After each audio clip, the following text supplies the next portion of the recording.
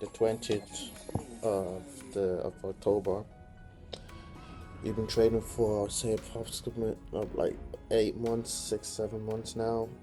Has not been going good. You put 9,500 in total into the market. You've pulled out nothing. One of your accounts is only on 2,000 when that an account should be, you initially put 12,000 in that account, so that's 12,000 down.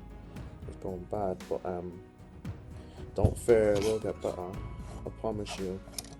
Confidence in myself. It will get better. 120%. It will get better.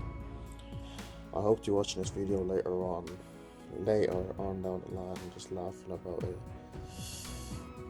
chilling with my millions. I might not be millions, but just chilling, like less worries. You know what I'm saying? We've put 9.5K in here to not to eaten anything yet, so your time will come. Just keep doing what you do. Keep your head up, boy.